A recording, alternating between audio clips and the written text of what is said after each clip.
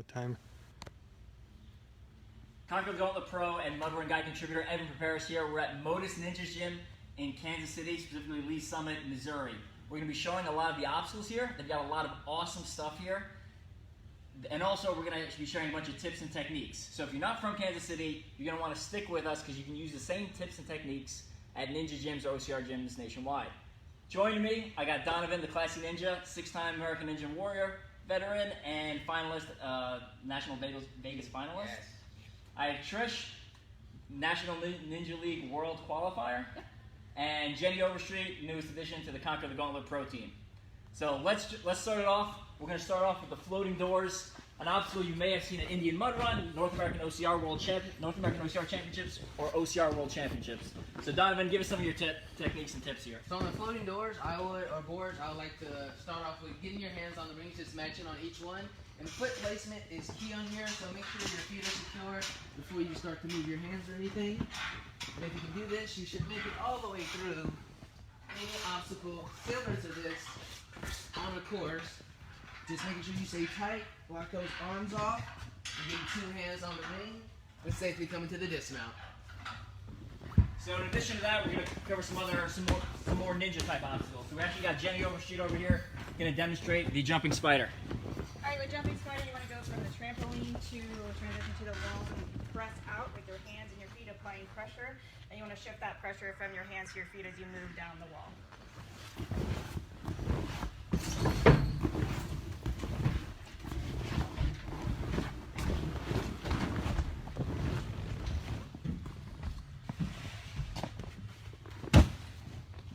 Since Donovan's made it to the national finals in Vegas, he's going to share with us some tips on some of the more high-flying obstacles. So we're going to show us some sideways laches using the, whatchamacallit thing there? The wing nut. So on the wing nuts, a lateral lache is very unusual, and you want to kick your legs and turn your body in the direction that you're going.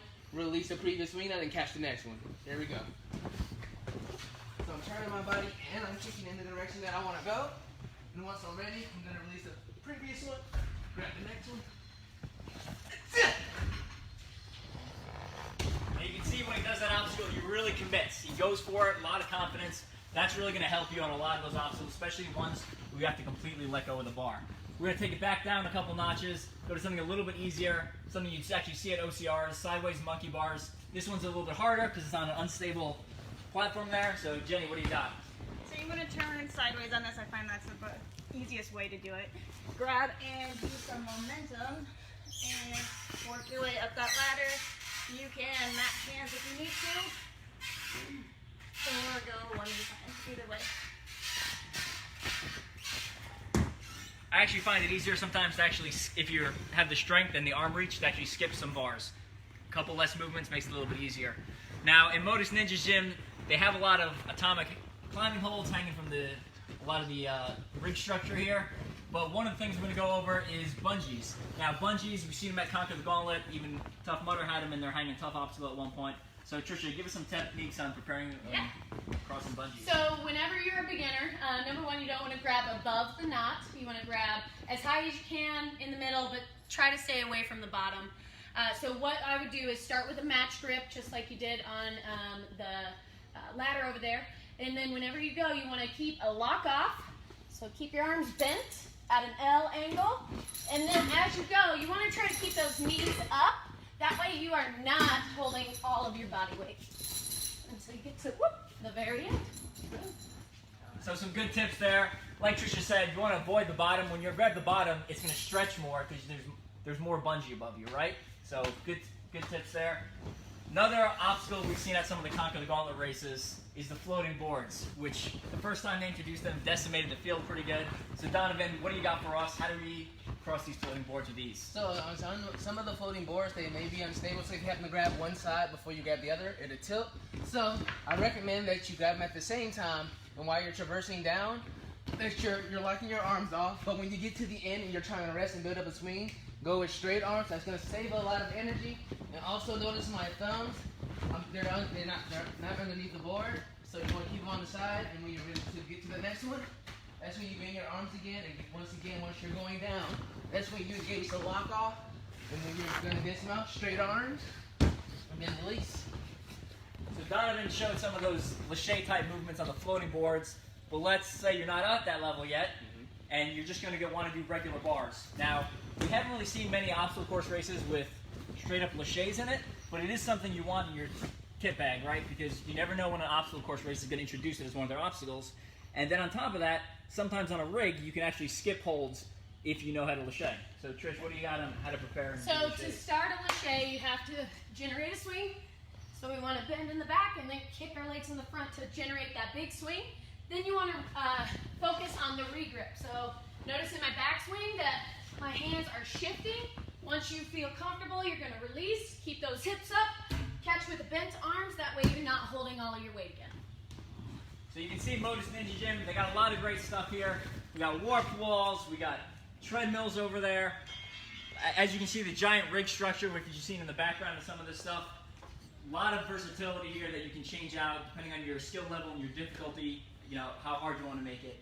But one of the things that I think often gets overlooked is balance. Now, some races have some challenging balance obstacles, and then a lot of the ninja competitions have a lot of balance that knocks out even some of the best ninjas. So Donovan, what are some tips to help us prepare for? So the slack line is the entry level of balance. So if you're on the slack line, the best method is to get on it and off it as quickly as possible. So the less steps you take, the less room you have for error.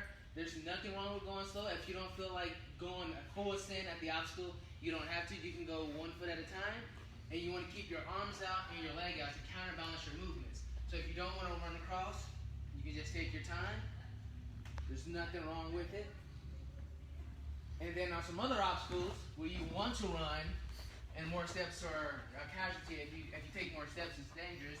So you want to get on it and off it as soon as possible. So I'm going to take as less steps as possible to beat this obstacle. So if you're just joining us, we're at Modus Ninja Gym in Kansas City, Missouri, specifically Lee Summit. So if you missed some of the video, you're going to want to go back and rewatch it and catch all the tips and techniques that these awesome athletes provided you from both the ninja and the OCR world.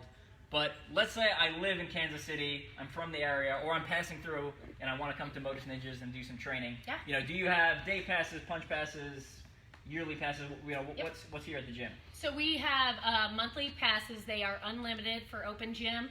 We do them for members and for non-members. Members are $49 and non-members are $69. You can pop in the gym whenever we're having open gyms. We do them Monday through Thursday and all day on Friday and Saturdays. We also have punch cards. We do 4 punches for $50 or 9 punches for $99. Both great deals. Again, you can hop in whenever you want. And then we also offer classes throughout the week and on Saturdays. And do you coach any of those classes? I do. Actually, I coach the Modus Fit Kids, which is functional fitness, and then I coach a couple of the 5 p.m. ninja classes. So yeah. Awesome. So you're getting expertise coaching there here at Modus. Also competitions. You guys have competitions? We do. We have held a few competitions here, and our next one is March 8th. We're going to do an in-house competition, so follow us on social media to catch up on details for that next competition. And then also make sure you're following Mud Run Guide on social media. If you haven't seen or checked out OCR America 2 yet, make sure you check that out. I'm raising money for Folds of Honor, doing 8 days of Ultra-OCR, so around 26 miles a day for 8 days in a row at various locations between New York and Kansas City. So make sure you follow that. It's going to be awesome.